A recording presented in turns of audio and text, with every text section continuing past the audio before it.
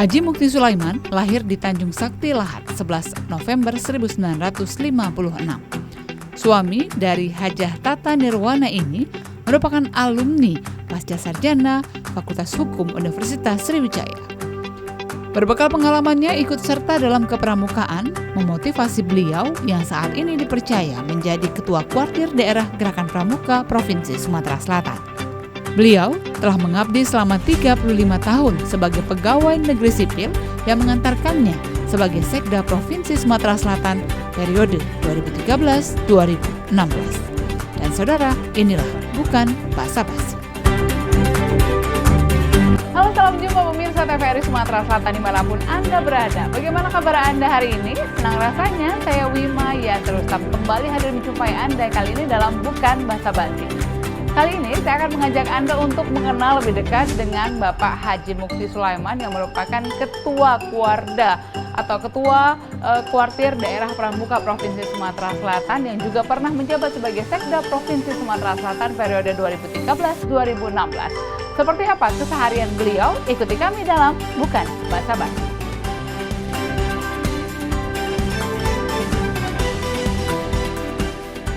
Assalamualaikum. Waalaikumsalam. Pak Mukti, apa kabarnya Bapak? Alhamdulillah baik, sehat. Sibuk memberikan makan ikan nih kayaknya Pak Mukti. Ya ini pekerjaan apa ya, untuk menghilangkan jenuh aja ya. Ada. Banyak peliharaannya Pak? Ini satu kolam, tapi yang lebih besar itu di belakang. Di belakang itu ada gurami, ada patin ya. Kalau ini kan kecil-kecil ikannya. Ya. Memang hobi memelihara ikan atau Ya, gimana ini Pak? karena latar belakang saya memang dari petani. Oh ya? Ya, duduk. Silakan duduk ya. Terima kasih Pak Mukti, terima kasih. Waduh, mengganggu waktunya ini Pak. Enggak. Oh, jadi ngomong-ngomong Pak Mukti ini latar belakangnya petani karena kita tahu bahwa Bapak kan juga banyak sekali aktivitasnya, kemudian juga kita tahu selama ini terakhir Bapak juga menjabat sebagai Sekda, begitu sibuk sekali, kemudian pramuka juga, aktivitas di luar juga banyak sekali dan ternyata Bapak background-nya itu adalah petani. Seperti apa? Ya, jadi saya lahir di Tanjung Sakti, Kabupaten Lahat. Orang tua saya petani, ya, pekebun, pedagang. Jadi saya memang dari kecil itu biasa main di di kebun, main di sawah ya. Nah, setelah pensiun ini pengen lagi rasanya, ingin lagi ya dengan masa-masa masih kecil dulu. Ya. Karena dulu tidak ada waktu mungkin ya Pak ya? Ya, waktu saya masih dinas lebih kurang 36 tahun, saya full itu di pekerjaan ya. Full di pekerjaan. Jadi untuk melakukan aktivitas pertanian, perkebunan itu hampir tidak ada waktu. Tapi menjelang pensiun, saya berusaha menyiapkan kebun ada di kampung ya. Kemudian sawah ada juga di kampung. Nah, ini yang menjadi aktivitas sambilan saya pensiun ini. Apa yang akhirnya menjadi menjadi motivasi terbesar begitu ketika melakukan aktivitas begitu, karena kan selama ini mungkin waktunya sudah tersita sekali dengan pekerjaan. Nah, saat ini apa yang Bapak rasakan? Ya, karena begini ya, selama 36 tahun dari tahun 80 sampai 2016 saya full di PNS ya. Nah, artinya sudah terbiasa bekerja. Pagi-pagi bangun, kemudian ada olahraga, kemudian pulangnya itu walaupun dulu jam 2, saya selalu pulang sore. Saya selalu pulang sore. Nah, ini terbiasa. Oleh sebab itu ketika nganggur ya, itu rasanya waktu itu lama sekali. Tapi dengan aktivitas-aktivitas pertanian, perkebunan, nah waktu itu artinya termanfaatkan dengan baik ya. Baik, salah satunya yang kita tahu Bapak juga fokus sekali di kepramukaan begitu ya Pak ya? Ya, dari tahun 2014 saya diminta gubernur pada waktu itu untuk menjadi Ketua Kuartir Daerah Gerakan Pramuka Sumatera Selatan. Ini sudah 6 tahun ini. Dan alhamdulillah bahwa kegiatan-kegiatan kepramukaan untuk di Sumatera Selatan ini mendapat nomor 1 se-Indonesia kegiatannya. Di Sumatera Selatan? Enggak, se-Indonesia. Se-Indonesia, Kuarda tapi kita Sumatera ini Selatan. merupakan keluarga tergiat di Indonesia. Ya, alhamdulillah 2018 kita mendapatkan penghargaan itu. Ya. Kalau menurut Bapak sendiri seperti apa sih minat masyarakat itu begitu tertarikkah saat ini masih dengan gerakan pramuka?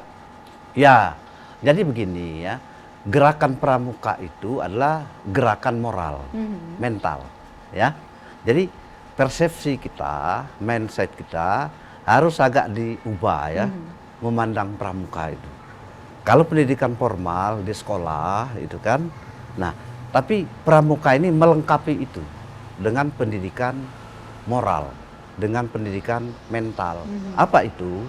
Dimulai dari kegiatan-kegiatan kebersamaan, ada perkemahan, kemudian terhindar dari perbuatan-perbuatan negatif. Apakah itu narkoba, tawuran? Karena tentu saja bahwa kegiatan tawuran itu dimulai ketidakkenalan satu sama lain. Narkoba itu sebetulnya ada kesempatan banyak waktu lowong.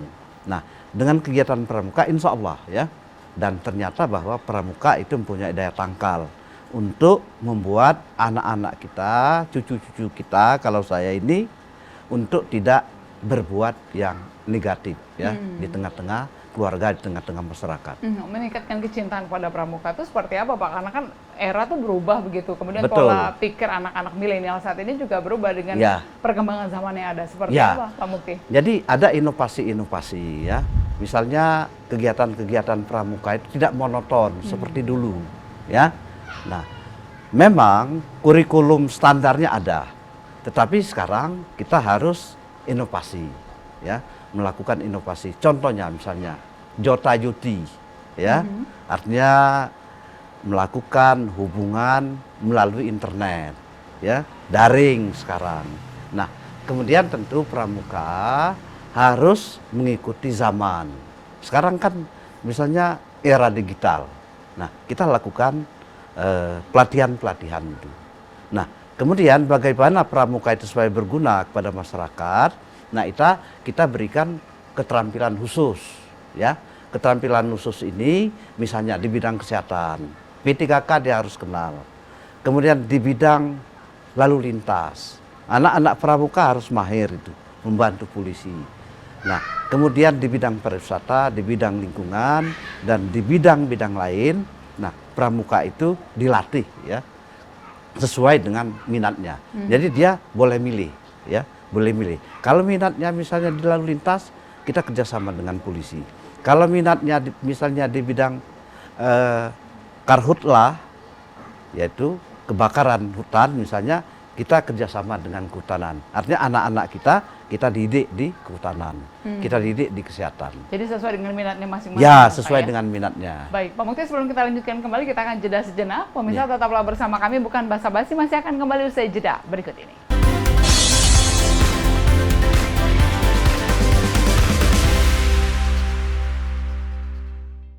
Terima kasih Anda masih bersama kami dalam Bukan Basa-basi, masih bersama Bapak Haji Mukti Sulaiman.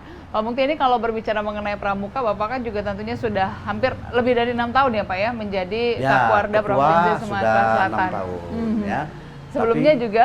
Tapi saya pramuka ini dari SMP. Dari SMP? Ya, oke, kita ke dalam aja ya. Oh ya, baik. Kita bergeser ke dalam pemirsa. Ya. Assalamualaikum. Waalaikumsalam. Ya. Ya, menarik banget ya Pak kalau berbicara mengenai pramuka, bahwa memang sudah banyak sekali Bapak berkecimpung begitu di situ. Tapi ngomong-ngomong, apakah memang sebelumnya pada saat Bapak masih duduk di bangku sekolah ada cerita khusus begitu tentang pramuka? Ya, jadi dulu saya sekolah lanjutannya di Lahat ya.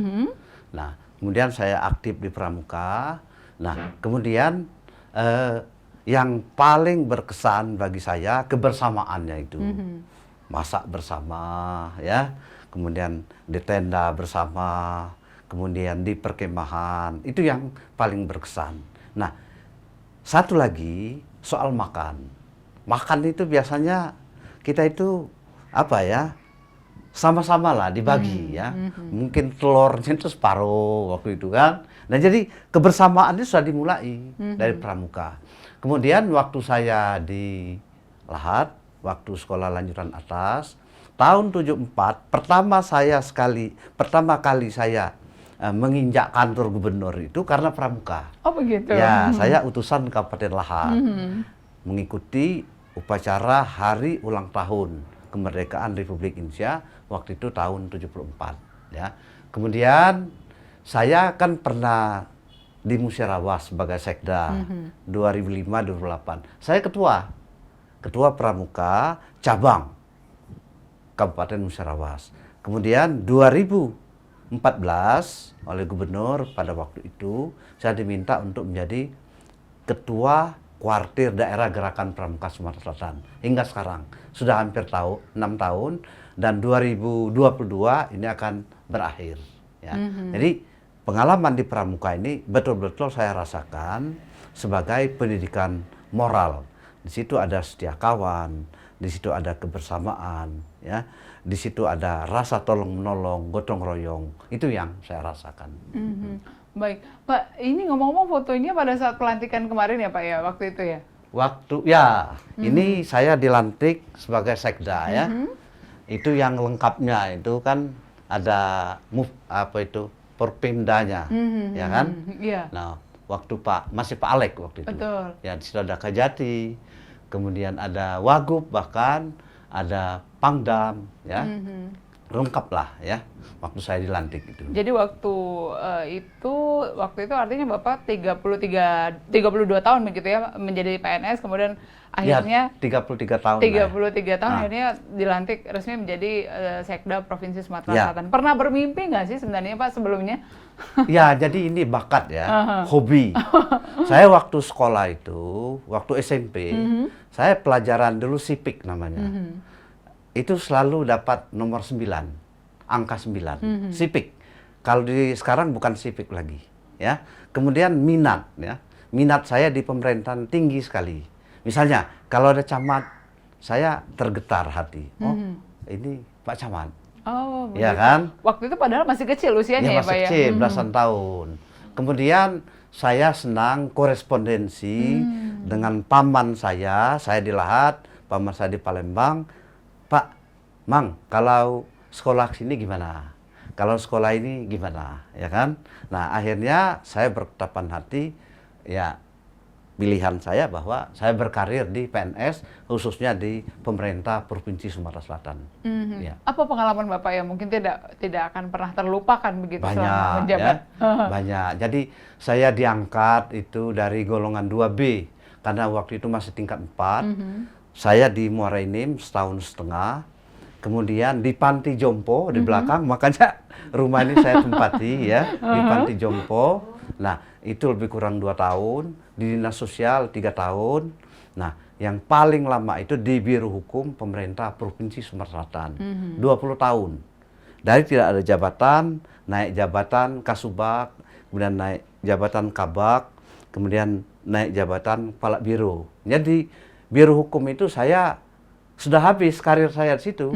Akhirnya oleh pimpinan saya ditugaskan menjadi Sekda Musyarawah tahun 2005 sampai 2008. 2008 saya mencalonkan bupati, kalah di Lahat. Nah, oleh Pak Mahyudin waktu itu, PLT gubernur, penjabat gubernur, saya ditarik lagi ke Sumsel, kemudian pergantian Pak Alek, ya. Saya menghadap, nah Pak Alek bilang, sudah, tunggulah, nanti saya carikan tempat dulu. 3 bulan saya di Bangku Panjang, 309. Nah, bulan Februari 2009, saya diangkat menjadi asisten pemerintahan Sekda Provinsi Sumatera Selatan. Seiring dengan perjalanan waktu, maka tahun 2013 ya, 2013 jadi 2009 2013 saya diangkat menjadi PLT Sekda. Sebelumnya diangkat PLH Sekda, Pak Yusri masih aktif. Nah, terus Maret 2014 saya diangkat sebagai Sekda definitif sampai Desember 2016 ya. Perjalanan apa yang menarik, tentu semua pekerjaan itu ada tantangan, tetapi ada juga peluang. Nah, itu yang menariknya, peluang nih. Kalau di Pemda ini kan job itu banyak, Betul. tapi orangnya banyak. Nah, bagaimana kita mencuri hati pimpinan tuh supaya pilihan jatuh ke kita, ya kan? Nah, ini yang barangkali teman-teman lain tuh apa ya, kurang sensitivitas dalam hal ini. Kalau saya tahu, ya. Apa yang harus dimiliki begitu Pak sebenarnya? Ya, jadi kan tahu diri lah kita itu ya. Boleh kita punya mobil mewah misalnya, tapi tidak usah bawa kantor, ya kan? Ya kan? Ini ada jemuran teman, apalagi atasan. Dan ya. Boleh kita punya duit ya, tapi jangan dihambur-hamburkan, ya kan? Boleh kita punya kekayaan ya, tapi itu tidak boleh dipamerkan, ya. Nah ini, jadi peluang-peluang yang ada di pemerintah Provinsi Sumatera Selatan itu banyak sekali. Tetapi yang merebutkan banyak. Nah, bagaimana kita mendapatkan peluang itu? Tentu ya, bahwa peluang itu datang dari atasan.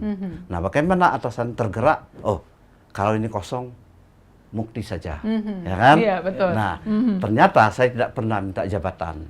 Ya, waktu Kepala Biro Hukum tahun 99 itu di akhir Pak Ramli, itu kan Pak Ramli itu dikenal agak agak ganas ya, agak ganas. Tapi saya bisa, ya. Waktu Pak Rusdihan, saya bisa, ya. Nah, waktu Pak Sahrial, saya bisa dekat. Nah, waktu Pak Alex, saya bisa dekat, ya. Dengan catatan dekat itu karena kita prestasi. Utamakan kerja ya, karena pimpinan di pemerintahan ini perlu orang-orang yang terampil, yang cepat, yang bisa mengikuti perkembangan zaman, ya itu yang dibutuhkan. Baik, Pak Mukti, sebelum kita lanjutkan kembali, kita akan jeda sejenak. Pemirsa tetaplah bersama kami, bukan basa-basi, masih akan kembali usai jeda pariwara berikut ini.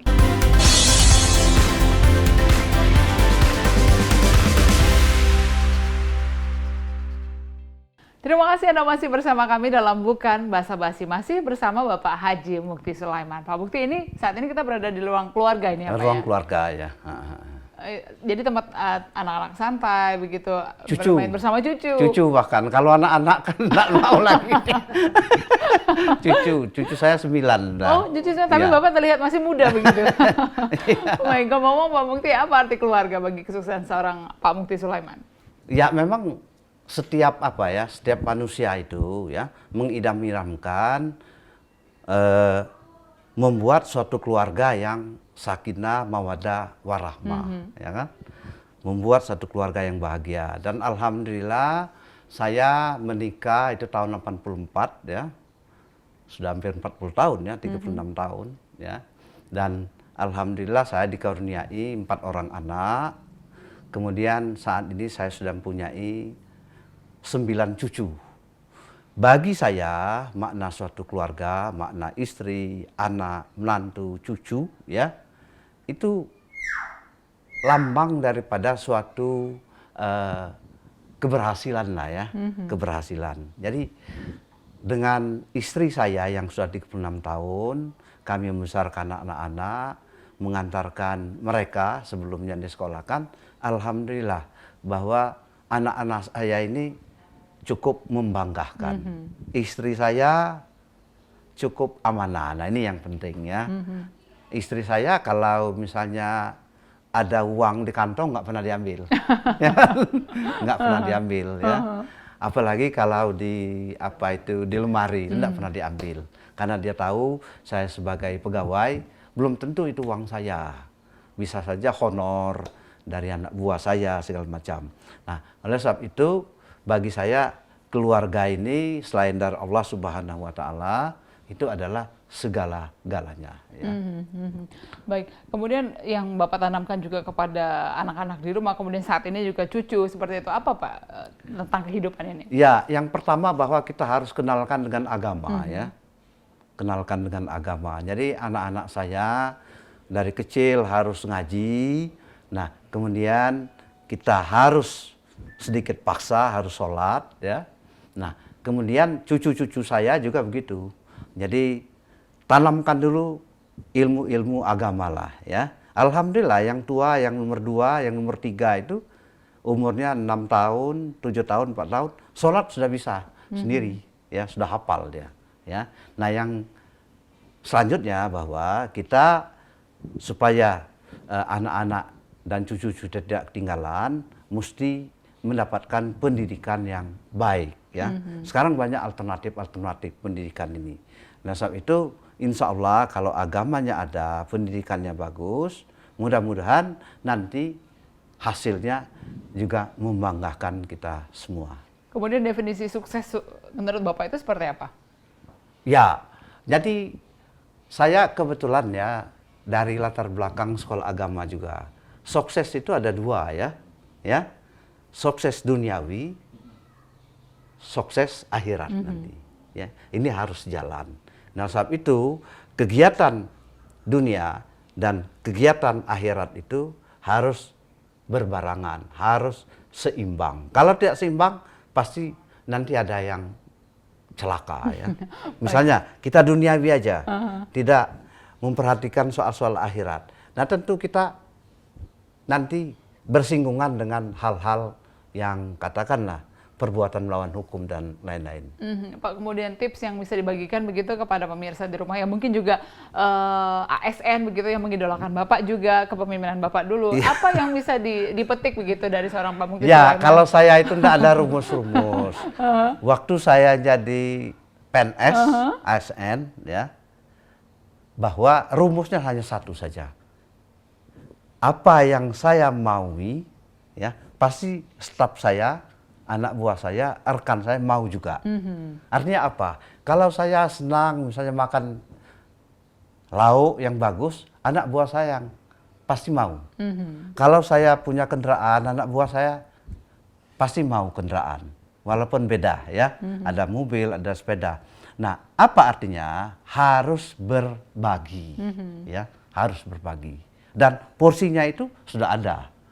Jadi jangan sekali-sekali kita memakan hak daripada yang bukan hak kita, apalagi hak anak buah. Ya. Baik, satu lagi Pak Mukti, mungkin resep awet muda itu seperti apa Pak Mukti? Saya tidak merasa awet muda, ya. Tapi alhamdulillah kalau sehat ya. Jadi saya mulai sembahyang subuh itu ya mandi dulu, mandi dulu. Katanya kalau mandi itu kolesterol akan berkurang, katanya ya. Kemudian saya sholat. Nah, kemudian kalau saya capek sekali, saya tidur lagi, ya. Tapi tidak selalu. Nah, kemudian jam 6 sampai jam 8, 2 jam, saya aktivitas fisik ya. Ya. Baik, itulah tips begitu agar tetap segar begitu seperti Pak Mukti Ya. Sulaiman. Terima kasih sekali Ya. Pak Mukti sudah bersedia begitu berbagi bersama kami dalam Bukan Basa-Basi hari ini. Pemirsa, tidak terasa 30 menit sudah Ya, kebersamaan kita kali ini bersama Bapak Haji Mukti Sulaiman. Tentunya sudah banyak sekali kisah-kisah inspiratif begitu yang bisa dibagikan kepada pemirsa di rumah. Akhirnya saya Wimaya Rustam pamit mundur diri dari hadapan Anda. Sampai jumpa di episode berikutnya. Selamat sore dan wassalamualaikum warahmatullahi wabarakatuh.